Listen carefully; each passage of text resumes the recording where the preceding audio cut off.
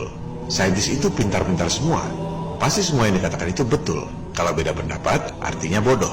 Sekali lagi saya tanya, Anda tahu nggak cara menghitung jarak alam semesta? Bagaimana menghitung jarak matahari, planet-planet, dan bulan? Jangan percaya apa kata saya.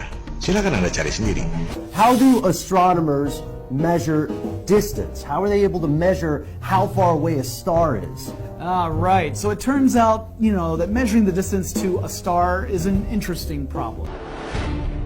Anda dengar sendiri, interesting problem, katanya. Sebenarnya para saintis juga nggak tahu jarak sebenarnya.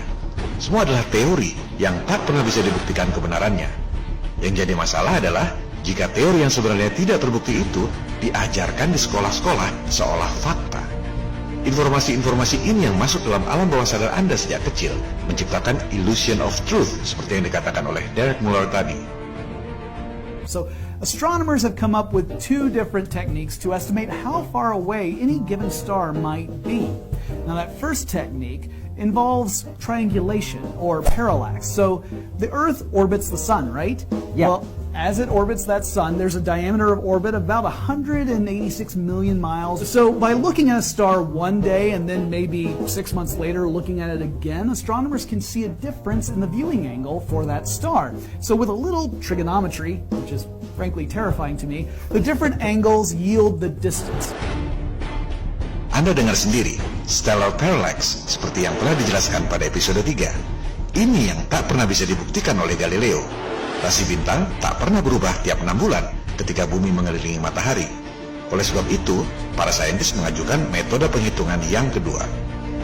But there's an approximation, right? Yes, and this is a pretty clever one. This is the second technique. Astronomers can use brightness to figure out a star's distance. So they do this because it turns out that a star's color spectrum is a good indication of its actual brightness. Menghitung jarak berdasarkan indikasi terangnya cahaya bintang. Hebat bukan? Indikasi, asumsi. Jangankan menghitung jarak bintang berdasarkan perbedaan cahayanya. Apakah Anda bisa menghitung perbedaan jarak tiang lampu berdasarkan perbedaan cahayanya? Science fiction. Let's talk about some of the astronomical units that astronomers use, including the astronomical unit. So the astronomical unit refers to the distance between Earth and the Sun, the average distance. About 149 million kilometers or so. Jadi jelas bukan?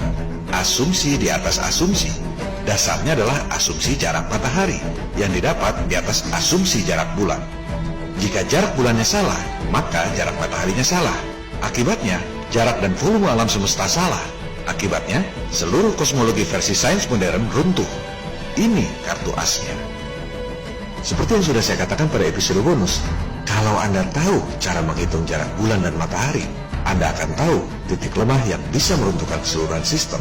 Menembak pas di jantung atau di otaknya, seluruh sistem akan runtuh.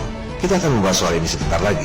Sebelumnya, mari kita urus secara ringkas kapan dan mengapa ada teori bumi datar dan ada teori bumi bola, sehingga kronologinya menjadi jelas dan utuh pemahamannya.